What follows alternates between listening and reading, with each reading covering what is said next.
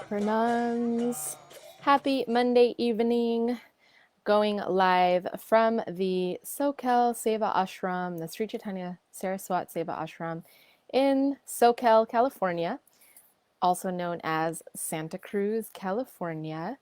My name is Vaidehi Devi Dasi, and today I have the opportunity to share something this evening.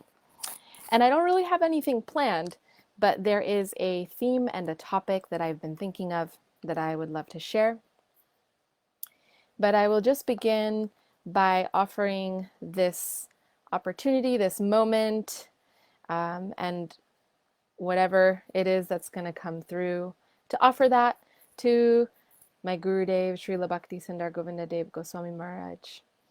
And just Om Gyana Timirandasya Gyana Gyana Shalakaya Chakshurun Militam Jena Tasmai Shri Gurave Namaha. And I always love to chant his Pranam mantra, Gurva Bhista Supurakam Guru Gane Rashisha Sambhushitam Chintya Chintya Samastavera Nipunam Shri Rupa Pantanugam Govinda Biramujvalam Varatanum Bhaktianvitam Sundaram Bande Vishwa Guruncha Divya Bhagavat Premnohi Bija Pradam. And wherever I go, whenever I share, these are the two invocations I always tried my best to remember. And of course, Panchatattva, Shri Krishna Chaitanya Prabhu Nityananda, Shri Advaita Gadadhar, Shri Vasari Gauda Bhaktavrinda. And Maha Mantra, we can all chant together wherever you are. Let's repeat the Maha Mantra together. Hare Krishna, Krishna Krishna, Hare Hare. Hare Rama, Rama Rama, Hare Hare. And again, let's just a few more times together chant. Hare Krishna, Krishna Krishna, Hare Hare. Hare Rama, Rama Rama, Hare Hare. Hare Krishna, Krishna Krishna, Hare Hare. Hare Rama, Rama Rama, Hare Hare. And for those of you that are here live, just welcoming all of us into the space. Welcome to this digital room. We have a little digital Nat Mandir here through the Sri Chaitanya Saraswat Seva Ashram Facebook page. And, you know, wherever you are, this little Nat Mandir is being broadcasted. And, you know, I always remember this conversation about the Maha Brihat Mridanga and how this is the purpose, right, of this technology. Yes, with it comes some evils and movements and campaigns and worldly things, but with it also comes something spiritual, some opportunity to connect with something higher, right? You can complain about your news feed, your Facebook feed, your Instagram feed, and Facebook and Instagram, or you can actually be elevated by your news feed, your Instagram feed, and be grateful for Facebook, Instagram, and all the social media tools and platforms that are out there. So it's just about how you choose to look at it, right? How one chooses to look at it. And the point of what I was saying is just remembering how this Maha Brihat Mridanga is really an extension of the Mridanga, right? The Mridanga, the kartals, they can reach so far, and through sound waves, sound vibrations, and now these tools allow us to reach even further. These sound waves are going even further through this medium. And for those of you that are watching, I'd love to know who's here. I just want to encourage all of you to comment in the comment section. I see Marco Bruno, Dandavats, and Antonio Martinez, Dandavat Pranams, welcome. And if you're watching, we can't see that you're here unless you comment. So please comment in the comment section so I can greet you, get a shout out here, and kind of come together and hear that we're all here together in this moment. And it's always great to do some commenting in the feeds because it allows the videos to be boosted up and the channel to get a little more views. So always comment when you come, like it, comment on all the videos and all the lectures with all of the devotees that are sharing through this platform, to just continue to give that energy to this page so that it can continue to grow and spread even further. And as always, please feel free to share the link to the page with friends who you think would benefit. So just welcoming everybody into the space. Dandavat Lakshmi Priya, Dandavat. And this theme and topic that I've been thinking about for today is, you know, every wave is favorable, right? How we hear expression, how every wave of the environment is favorable, right? And with that comes more content, right? More subtext that we may not always see how and why it is favorable, but perhaps over time, or perhaps by some revelation, or perhaps through the process of introspection and some meditation on the wave at hand, we can begin to see how and why this is favorable. Dandavat to Michael Thompson. So I'd love for all of you to just take a moment and think about a difficult situation in your life that you might be experiencing.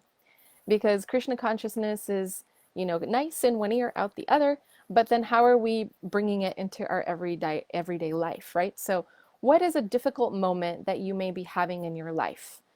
And just think about this moment for a second, and, you know, feel into how that difficult moment feels in your body and your mind. How is it affecting you? What kind of disturbance is it bringing to you? And here's an important question. What are you learning from this difficult moment? This is something that I always like to ask myself when there is a difficult moment, and there are plenty of difficult moments, 24 hours a day to be to pick from. So what, you know, whatever difficult moment you may be experiencing in your life right now, what's your reaction to it? How is it making you feel? How is it weighing on your life? What are the obvious negative effects? Important to just take that into accountability and to acknowledge it, because we don't want to just spiritually bypass things. We don't want to bypass things. We want to really learn the lesson from it. And what is the lesson? What are you learning from this experience? What is it teaching you?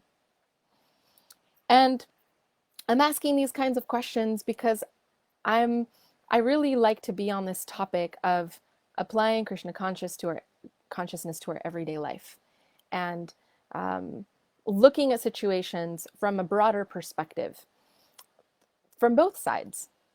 And I find that this process of acknowledging what's happening in the physical plane, acknowledging my relationship to it, and then acknowledging my lesson from it, or what I'm learning, or what it's showing me about my reactions, or maybe where I need to grow, or maybe where there's some space to let go, or maybe where there's some space to actually hold on more, right? Or to stand up more for our spiritual life, our spiritual practice, and our ideal. I like to really ask myself that question. And so I want to invite you to, if you don't do this already, you may have your own amazing practicing life and the way that you observe and become a witness. But I want to encourage those of you that are maybe sometimes having a hard time with understanding how to apply or how to think about the material world, and maybe seeing your material existence as different than your spiritual existence. I want to invite this idea of bringing them together. And it, you know, begins with this process of introspection. And, you know, just remembering, studying the Dasmul Tattva, these 10 principles, right? And understanding a little bit about how the seeker comes to come in contact with this Shabda Brahman, with this transcendental knowledge, right? And it begins with this inquiry.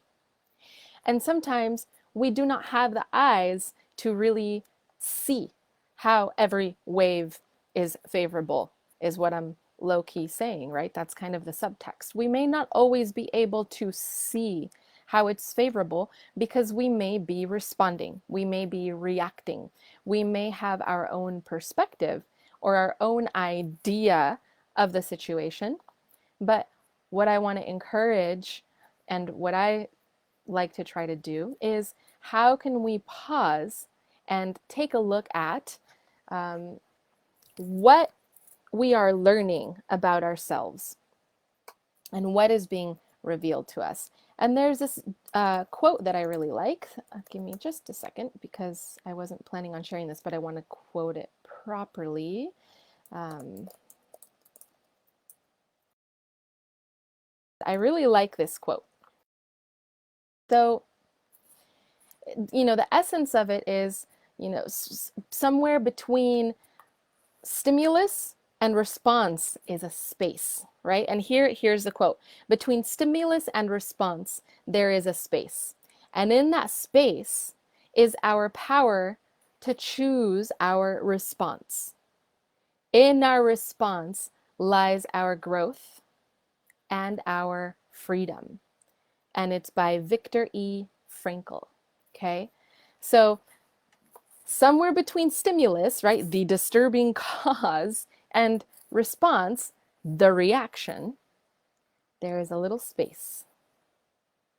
And that space is that moment of introspection, that moment of inquiry, that moment of going within and asking that question and praying and asking for that revelation of that truth, right? For that to be revealed within your heart.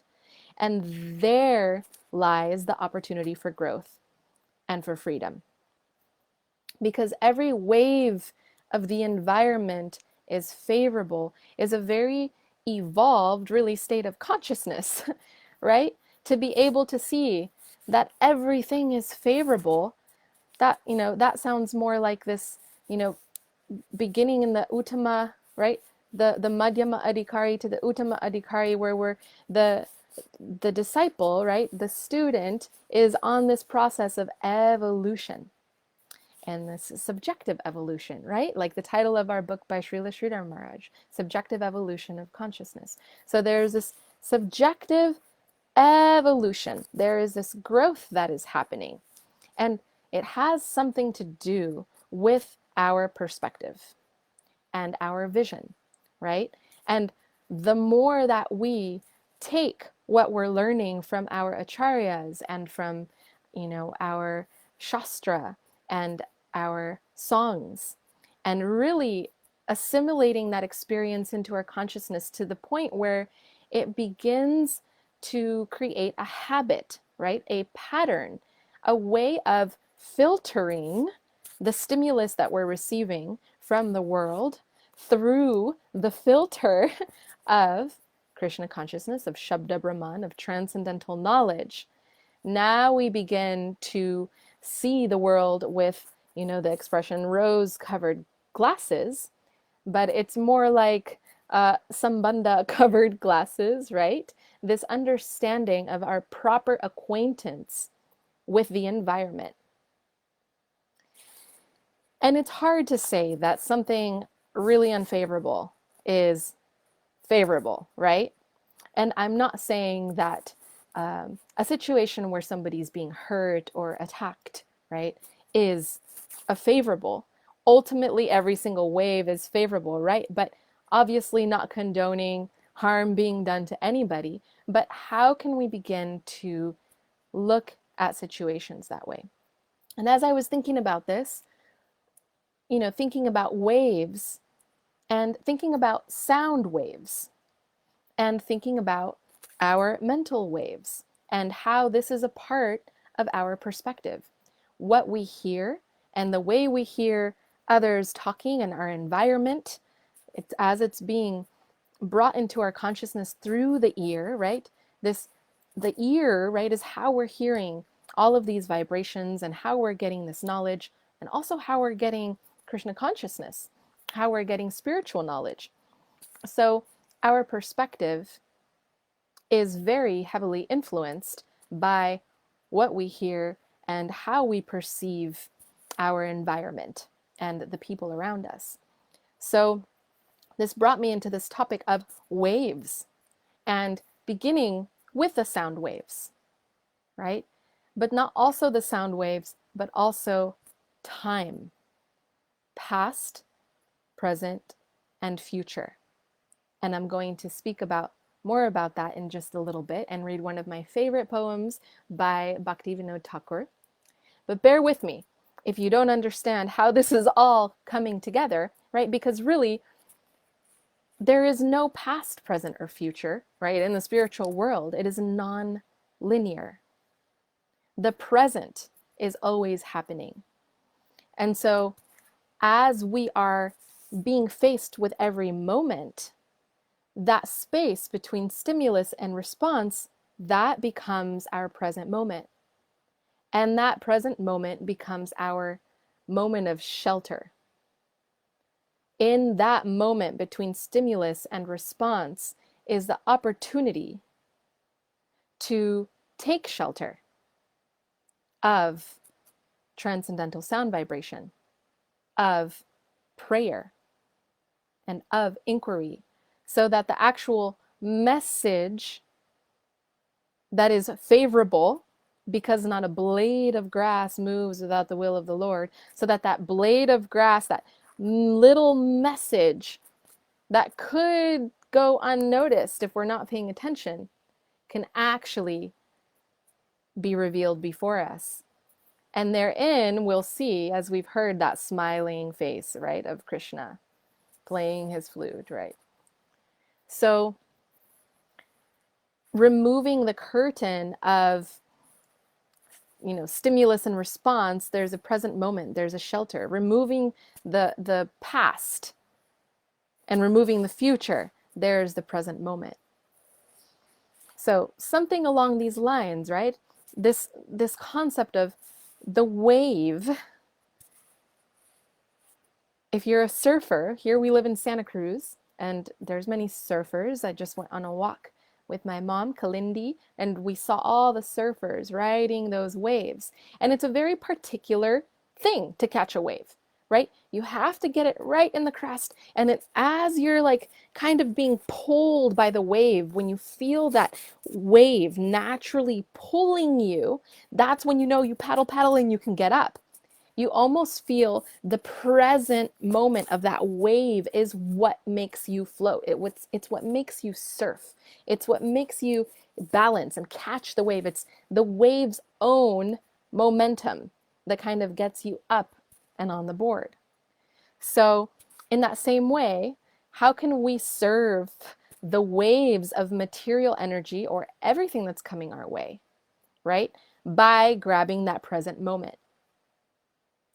So the present moment, that space of freedom between stimulus and response, is akin to that speed and pull that you feel when you're surfing, that the wave is carrying you. So rather than grasping or reacting and being the person in the desired hot seat of control, right, of controlling the situation, we actually allow ourselves to be truly surrendered to the present moment, surrendering to the wave through the process of that shelter moment, that little space, so that we can actually see the opportunity to ride the wave. And I would say that wave riding moment is synonymous to this concept of every wave is favorable, because now you get to experience how that wave is favorable, right? It's creating movement, it's creating momentum, and it's allowing you to move through and past rather than being pummeled and crashed by that wave. So these waves that are coming at us, as as frustrating as it might be, as, difficult as a situation might be, it's there to test a little bit our true grasping of reading the environment and understanding the messages that are being revealed to us. How is this landing for everybody who's watching? Anybody resonating with this, feel free to comment in the comment section if there's something you'd like to share or say, or if there's something that I said that maybe you want to hear more about, or something you relate to. Feel free to comment and I'll read the comments as we go along, if there's anything you'd like to share. So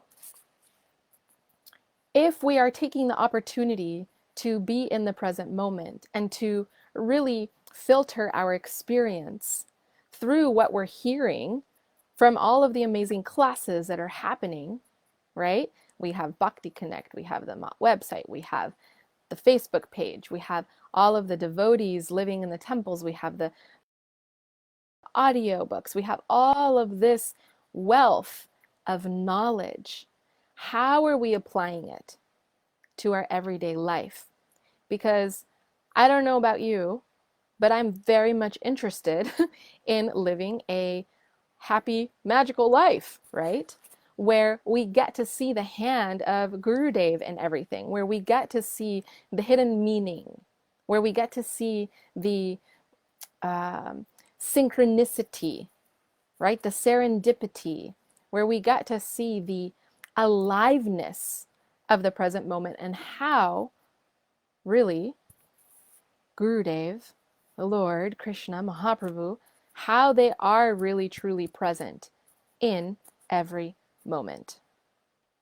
And I remember this, how the Lord is always in the heart, and we are, maybe turning, kind of complaining or having our experience, and the Lord's just waiting for us to turn and smile and to ask the question, right? To greet, to go into prayer, to, we have this advanced counselor in our heart, right? Paramatma, Lord Vishnu is incarnating in the heart of every single atom. And it's just a matter of our turning to him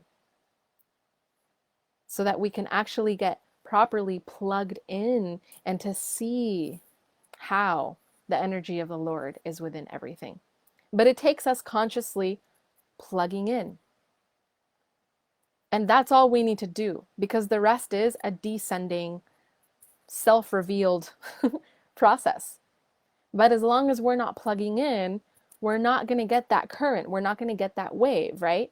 So in between stimulus and response is a space. And that space, within that space lies our freedom.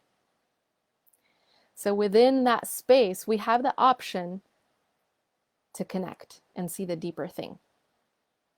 We have the option to tune in to the Shabda Brahman radio station and actually receive the messages. And I just have a couple, I just found this book here. I have this home comfort book, and I just turned the page, and of course, as usual, exactly what we need comes. And so there's these little quotes that stood out to me, these little paragraphs that stood out to me. So the spiritual realm is achintya, inconceivable, but still we are to try to understand things according to our capacity, faith, and realization.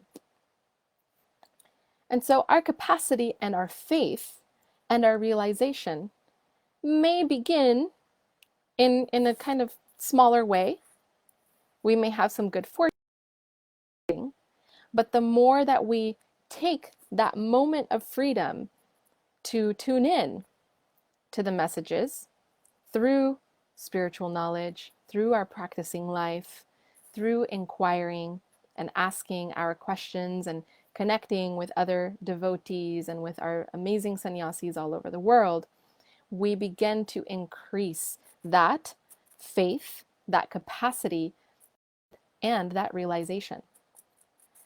So we need treatment from the specialist for our blindness, right? One of the quotes that stands out here for me.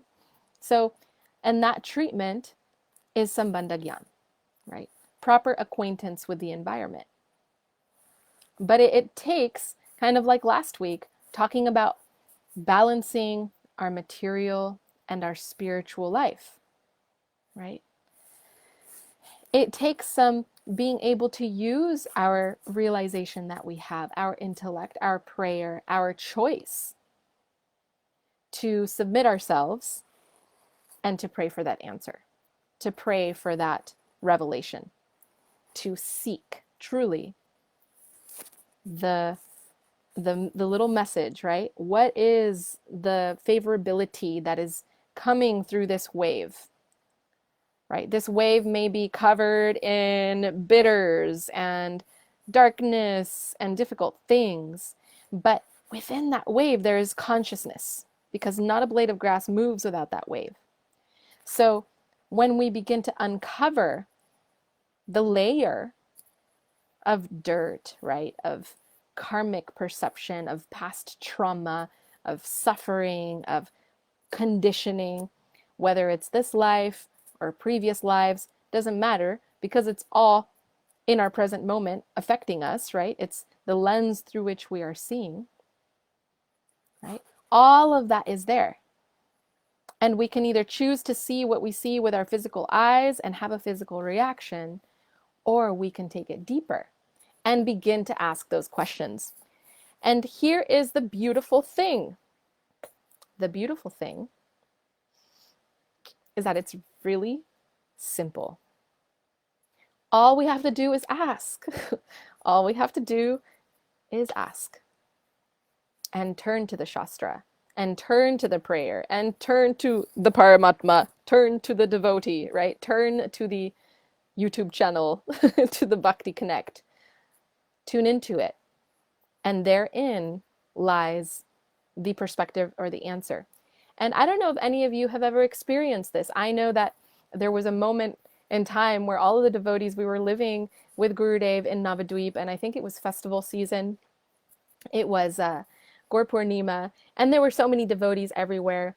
And I began to really experience this concept of, you know, the wish-fulfilling tree, and how everything is there in a serving capacity. And I started experiencing this, you know, because I was so focused and absorbed on whatever it was that I was doing at that time for Seva, which was making videos and interviewing devotees. And sometimes, you know, I wouldn't even eat because I'd be editing videos on the computer in the office with Madhusudan Maharaj, back then known as Mahananda Prabhu, right? We'd pull these late nights editing videos and trying to get things done just in time. And sometimes I didn't have time to meet my own needs. And I would remember thinking the oddest things like, oh, I wish I had some rasgullas. And then someone would knock on my door with a pot of rasgullas. Or, oh, tomorrow we're going on parikrama and I just broke my flip-flop sandals yesterday. And how am I going to run around with my camera without the right shoes, and I don't have time to go? And someone would knock on my door and say, hey, I have these new pair of flip-flops. Do you want them? Right?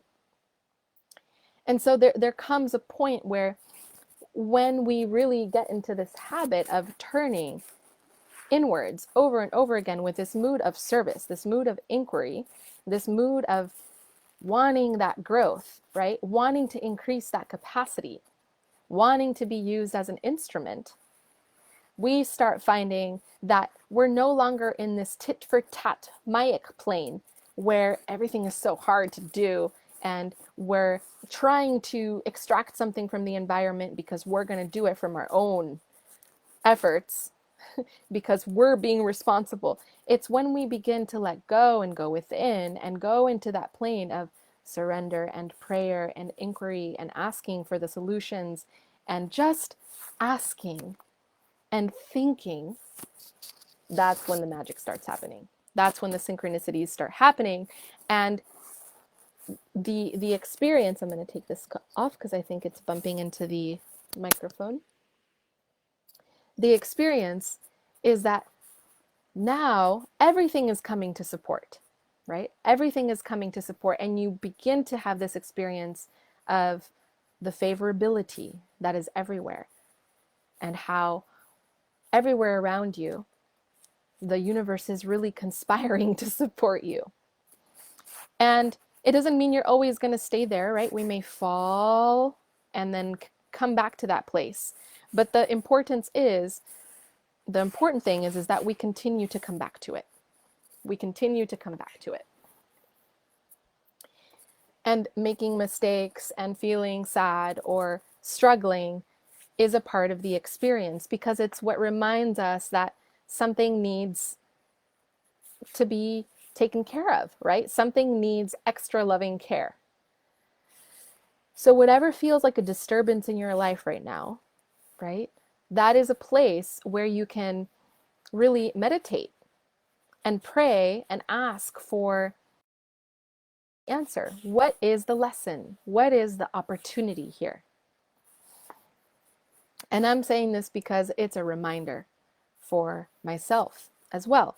Not because I may know all of this or practice all of this perfectly, but I find that this way of thinking often helps me from getting trapped in the whirlpool or the crashing waves of material energy, which, to be quite frank, are getting thicker and thicker and heavier as Kali Yuga advances. So we're going to get our mind right and have such strong, we're going to have to make our mind our best friend.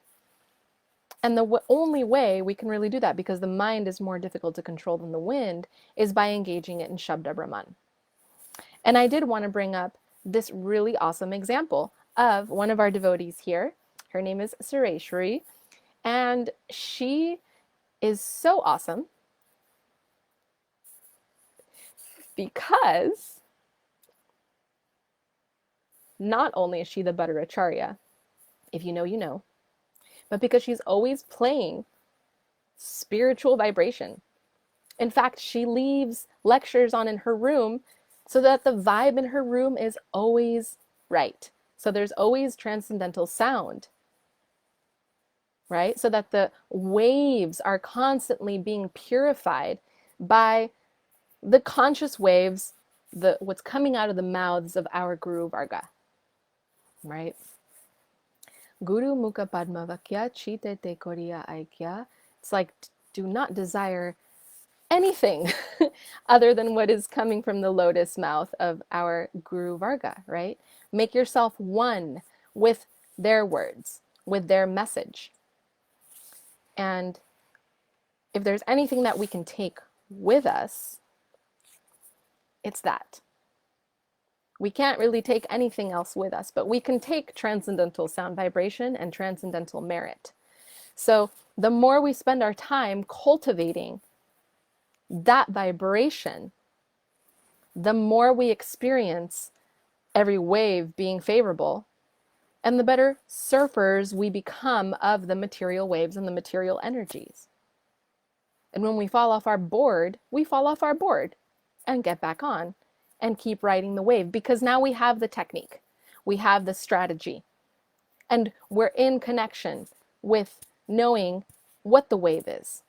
So it's very important, right, to understand what are the things that aggravate me? What are the things that trigger me? What are the things that take me out? So that I can understand what the medicine is.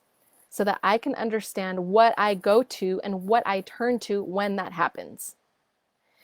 Whether it's fear, right? Fear of death, fear of scarcity, fear of poverty, fear of birth, fear of loss, fear of gain, whatever it is that you're being afflicted by, create a plan for yourself, right?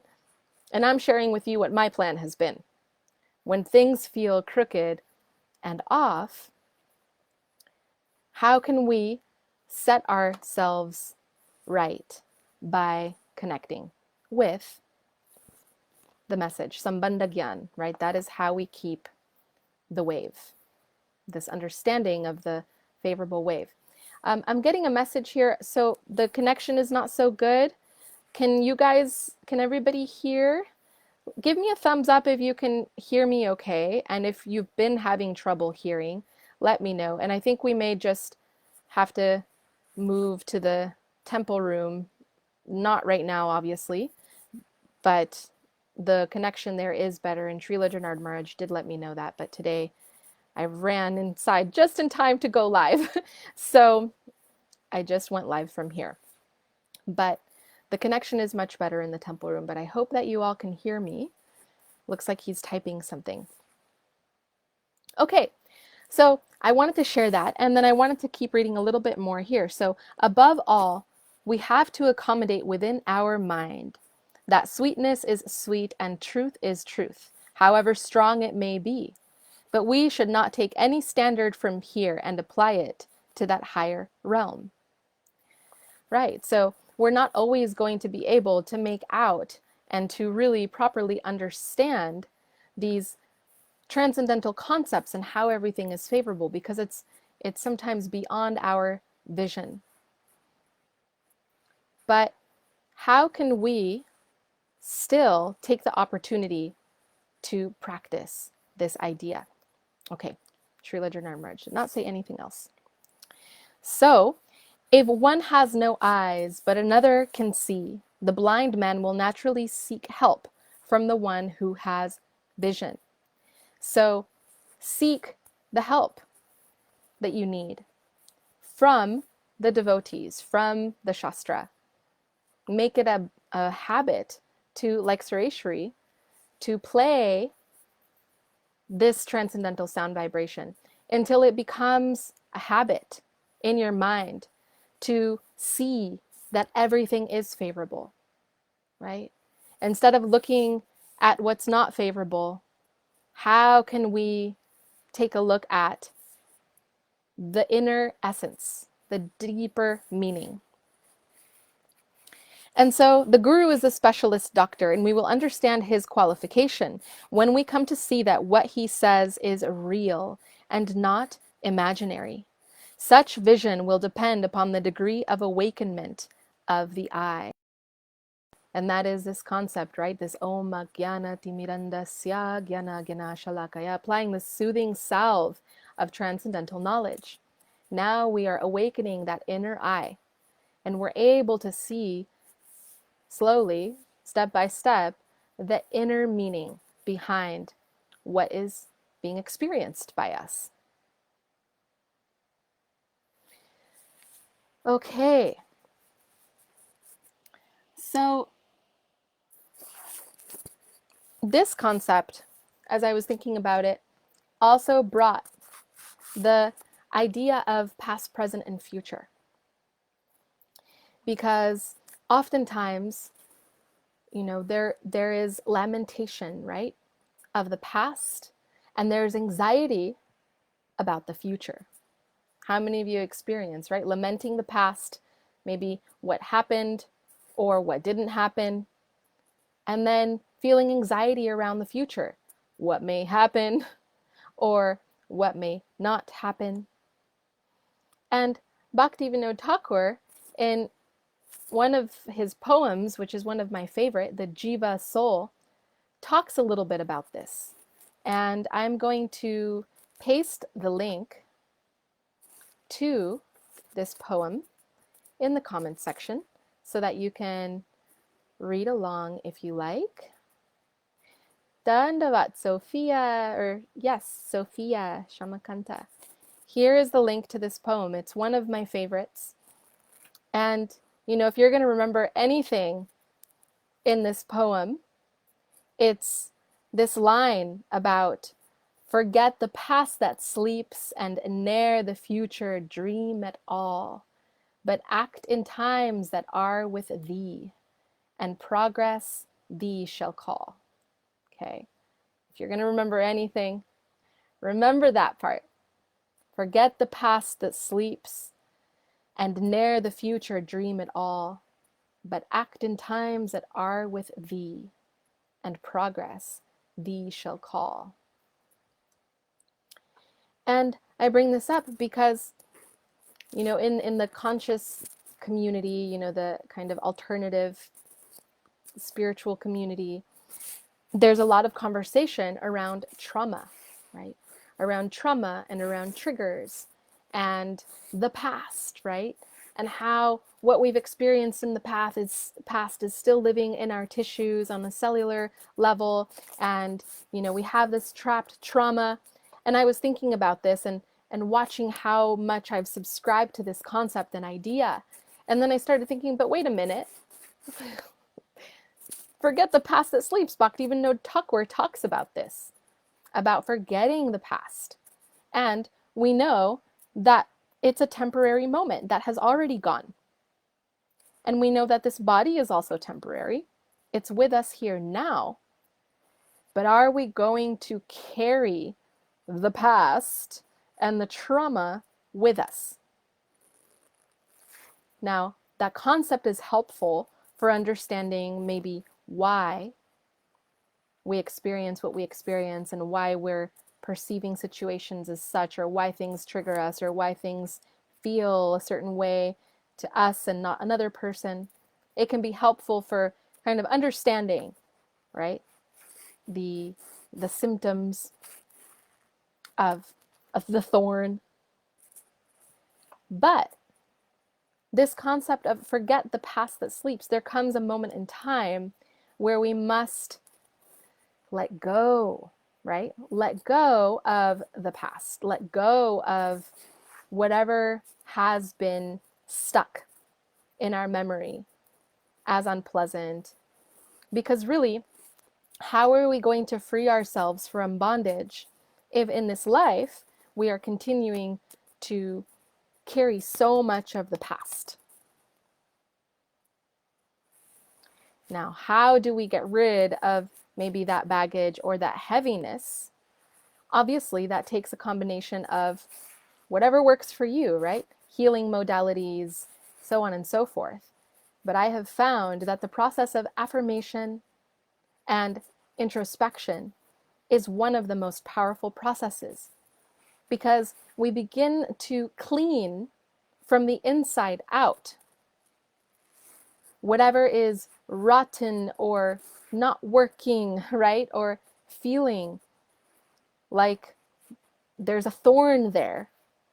It's not going to be removed just by some external understanding, but by and through a deep introspective practice and process of questioning and self-revelation. And that's how this theme and this concept that I'm sharing with you today came about, through this realization that actually the most powerful cleansing process for our heavy internal mental state or conditions is really the process of introspection and associating with transcendental sound vibration. Because what can be revealed to you through transcendental sound in one moment can literally cleanse layers and layers of suffering from the past. And so this, time, we're literally bending time and going back in time and doing that healing work with our associating with this transcendental sound vibration. And I found that to be extremely interesting. And I don't know if you've heard about how, when one practices Krishna consciousness or this bhakti yoga path, it's so powerful that it is clearing karma 7 generations in the past, right? Healing, clearing ancestral karma, and your ancestors, they're all getting some benefit 7 generations into the past and seven generations into the future. What to speak of the present moment. So in the present moment, right, between stimulus and response, there is that space. And in that space lies our growth and our freedom. Our ability to literally go back in time is through the present moment. So whatever it is that is in your past that may be plaguing you, forget the past that sleeps, right? And not just forget, right? But through transcendental sound vibration, become awakened to the inner meaning, the real lesson, the real purification that happened there. Because if you're just blindly experiencing your karma, of course you're burning it off, but how much more powerful is it to consciously experience your karma with the realization of what it is that you are handling in that moment, right? What business is being handled in that moment?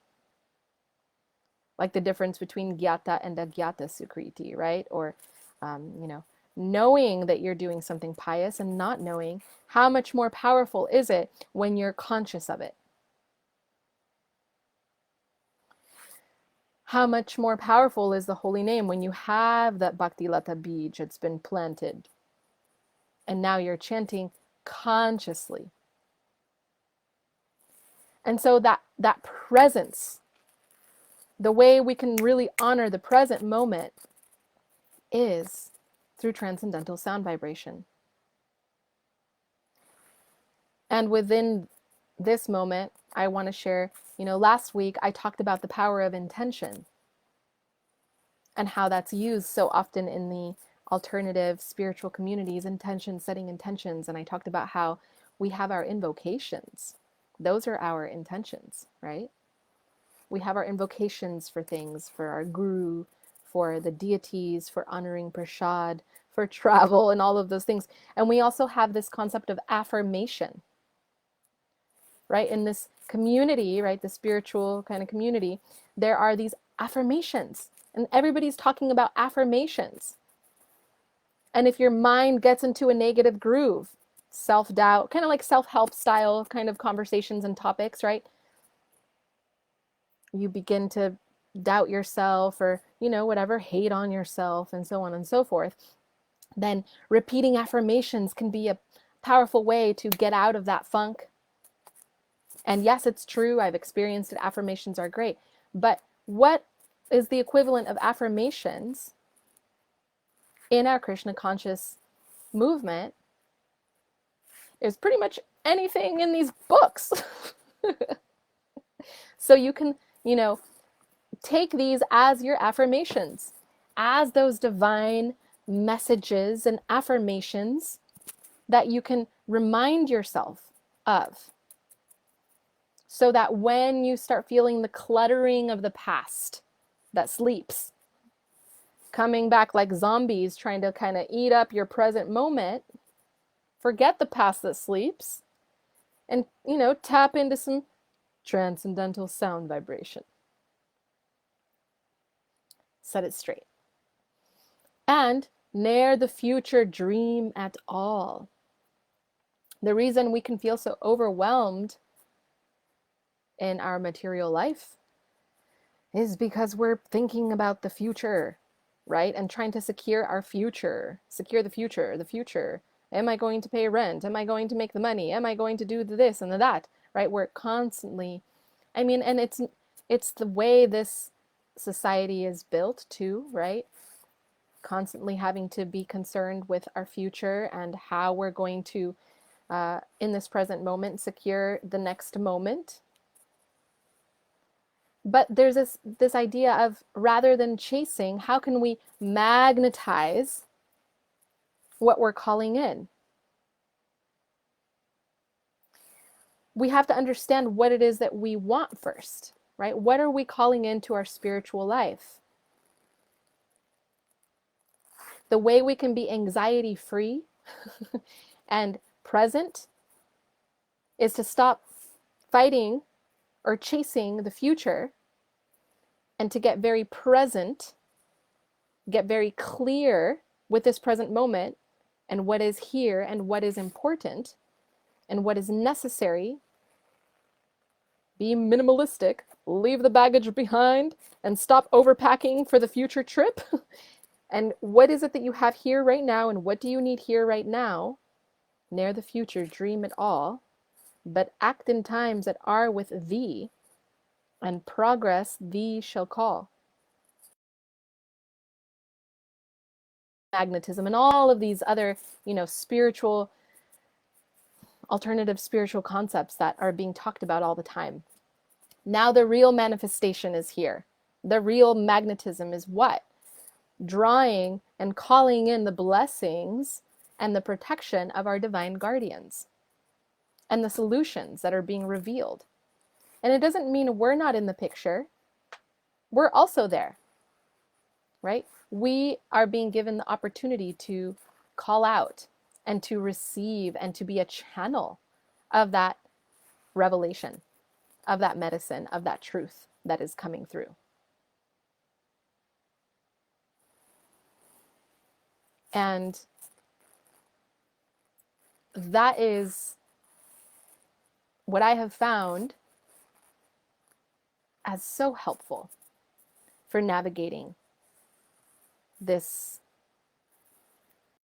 stormy, weathered water, right? The material ocean is tumultuous. And if it's not one thing, it's the other, right? Adhyatmika, adhibhautika, adhidaivika, right? We're constantly, some disturbance is coming from different directions, our own mind, other living beings, and the natural disasters, you know, and the political disasters, other living beings. So it can be very overwhelming to understand how to face all of it and how to navigate all of it. And so forget the past that sleeps and ne'er the future dream at all, but act in times that are with thee, and progress thee shall call. So I always like to remember those words from that poem by Bhaktivinoda Thakur, because the present moment is truly all we do have. And again, it doesn't mean that I don't suffer and I don't get angry and I'm not tripping on the past or the future, but it's a reminder for all of us, right? For all of us together, to practice together like brothers and sisters and a happy family, to remind ourselves and each other of these things, and to seek guidance from what's being revealed in our hearts, and also through the hearts of the devotees. Sometimes what I find is that I'll get some sort of answer, revelation, right in that present moment, taking that shelter. Some answer will come or some idea. And then sometimes I don't trust, I'm like, is it my mind? Is it me? And then I keep praying.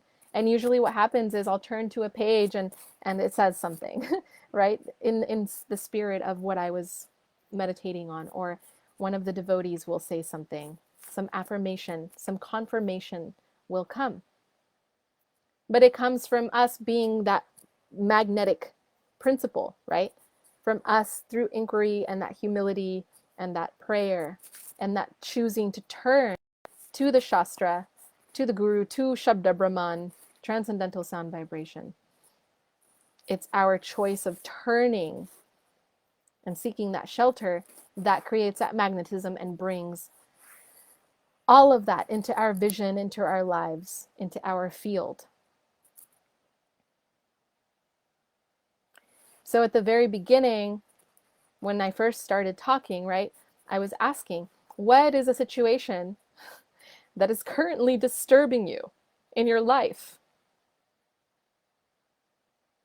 And if you just, like the diamond in the rough, right, start to sit with it and start to pray and ask for those answers, right, and to offer it up and to kind of release control in being the solution finder and just allow the solutions to be so. Because don't we want a higher counsel creating the solutions anyway than our tormented selves, right? So when we offer that up and ask for those answers, we're going to have a much more powerful counsel giving us those answers.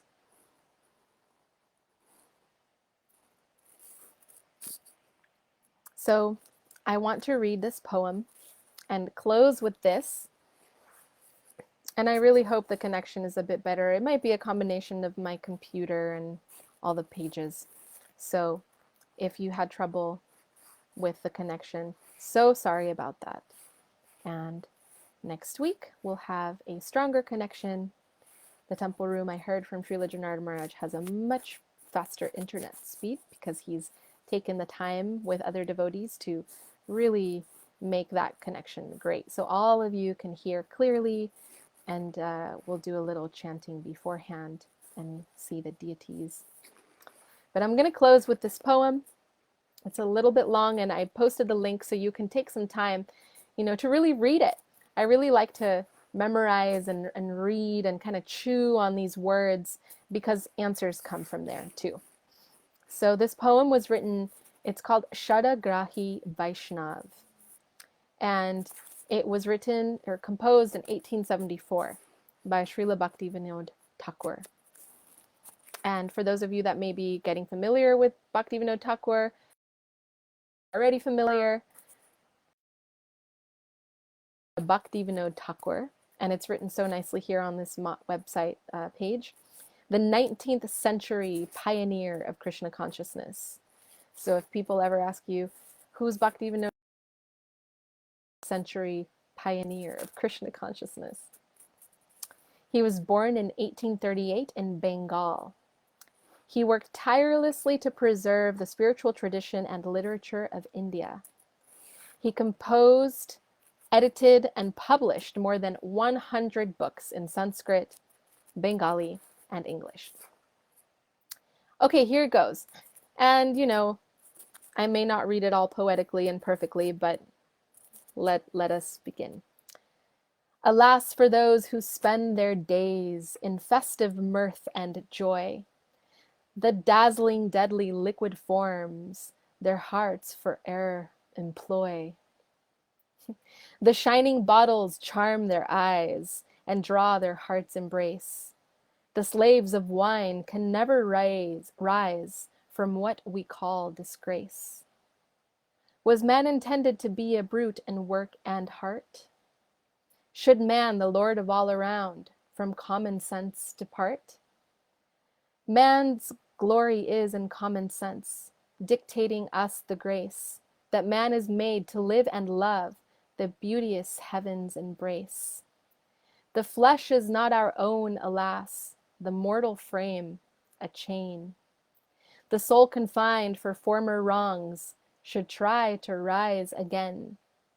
Why then this childish play in that which cannot be our own, which falls within 100 years as if a rose ablown?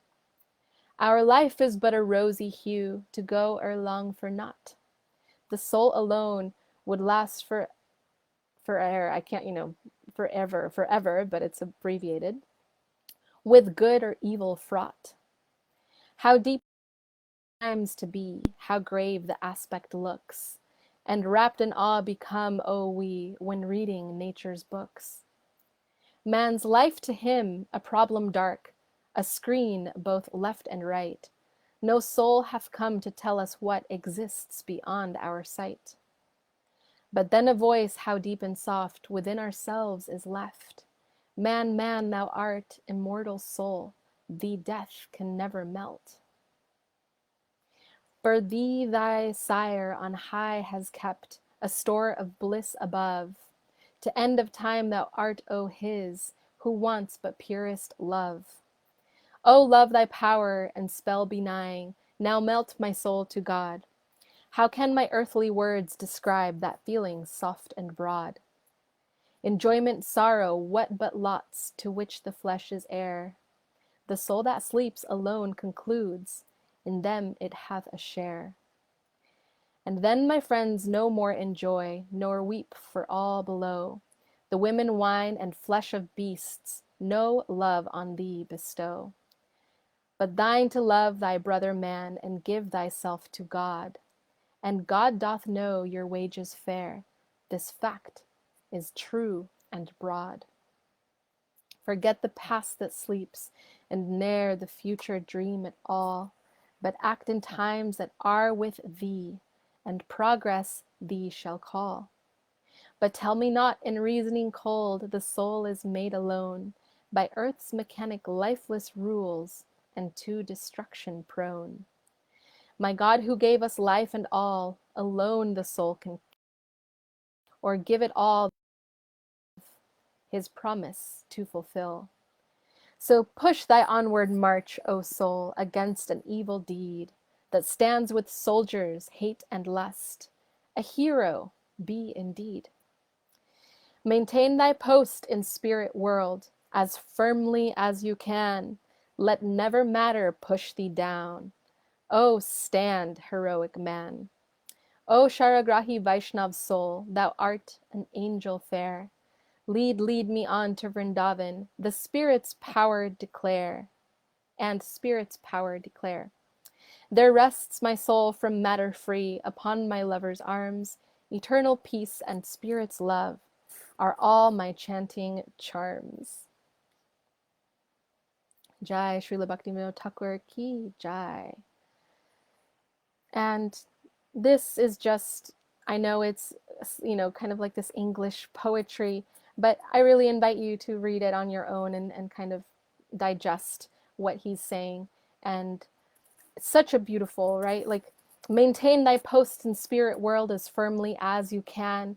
Let never matter push thee down. Oh, stand, heroic man. How do we maintain our post in spirit world? Transcendental sound vibration.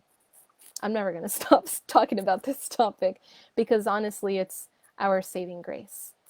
So, right, there rests my soul from matter free, right? The way that we can free ourselves is through this transcendental sound vibration and engaging our mind in those higher thinking sentences and messages that have been brought to us by our Rupanuga Guru Varga.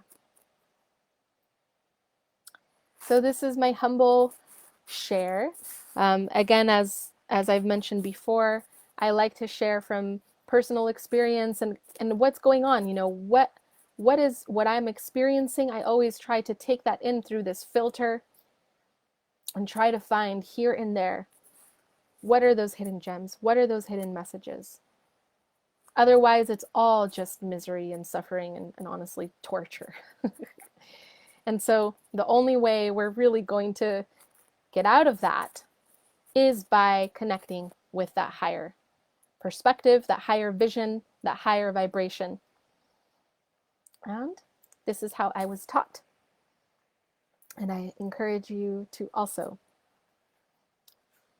see how you can weave more listening into your life and more finding solutions by meditating, going within, not being shy to pray, Dave, in your heart for the answers. One time Gurudev said to me, why you are not coming to see me, right? He wants us to visit him. He wants us to call him and to ask questions and to, light our own consciousness with the flame of spiritual knowledge. It's Jnana Deepika. Okay. I was going to sing in the temple room earlier today, but because I'm here, let's see if maybe I'll just close like a little kirtan at the end to sing this song, and then we'll read the translation, because I really wanted to share this. This song is, Gurudev Kripa Bindu Diya, and I'll just sing it very, very quickly and then read the translation.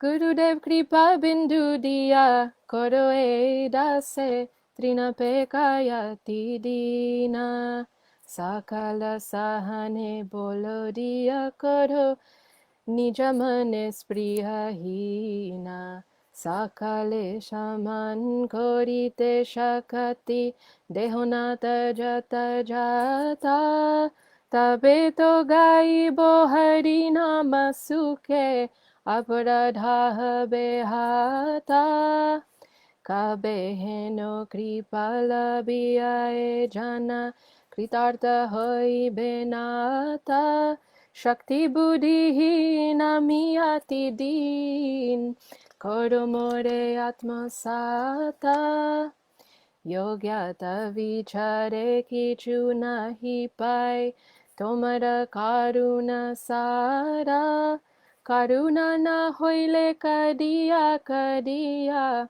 pranana rakiboado, pranana rakiboado. And the reason why I don't have a problem singing this song to you like this is because this is literally how you can bring transcendental sound vibration into your life. Grab the book, song every morning, every night. So I'm just, sharing with you little things that you can keep doing throughout your day and life. And I do this myself. I like to just pick a book in the morning and sometimes sing a little song. And here is the closing message. O Gurudev, give the servant a drop of your mercy, and make me more humble than a blade of grass. Give me the strength to tolerate everything, and make me free from any desire for personal honor. O Master, give me the ability to befittingly honor everyone. Then I will sing the Lord's name happily, and all my offenses will be eradicated. When will this soul attain such mercy and become fulfilled? O Master, I am devoid of ability and intelligence, and greatly distressed. Please accept me. When I examine myself for qualifications, I find none. Your mercy is everything. If you are not merciful to me, then crying, I will no longer maintain my life. Another poem by Srila Bhaktivinoda Thakur.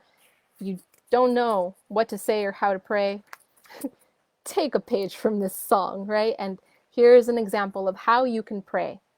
And if you don't have the desire, pray for the desire. And I remember someone saying this to me in India when I was living there. So, with this, closing the evening, and thank you again, Srila Janardhan Maharaj, for the opportunity to share. So sorry about the connection being a little bit choppy up here. I'm at the Seva Ashram, but up in the residential quarters. And next week we will go live from the temple room. Jai Saparikara Shri Shri Guru Gauranga Gandharvika Girid Hariju Ki Jai Srila Bhakti Pavan Janardhan Maharaj Ki Jai Srila Bhakti Sundar Govinda Dev Goswami Maharaj Ki Jai Srila Bhakti Rakak Sridhar Dev Goswami Maharaj Ki Jai Srila A.C. Bhakti Siddhanta Saraswati Thakur Prabhupada Ki Jai Srila Bhakti Vinod Thakur Ki Jai Namacharya Srila Haridas Thakur Ki Jai Srila Bhakti Nirmala Charya Maharaj Ki Jai Shri Rupa Nugaguru Varga Ki Jai Saprashad Shri Nityananda Prabhu Ki Jai Saprashad Shriman Mahaprabhu Ki Jai Shri Chaitanya Saraswat Mat Acharya Vrinda Ki Jai Vrindavan Purushottam Dham Ki Jai Shri Navadip Dham Ki Jai Srimad Bhagavatam Chaitanya Charitamrita Ki Jai Shri Harinam Sankirtan Ki Jai Nitai Gaud Premanande Hari Hari Bol. Thank you all so much for tuning in, and I hope this was helpful in some way or another. Please feel free to write comments in the comment section. If you have any questions at all, please ask, and we will continue to look at your comments and support in any way that we can. See you next week. I will go live again next week, 7:30 p.m. Pacific Standard Time. My Dandavat Pranams to all of you. Haribo.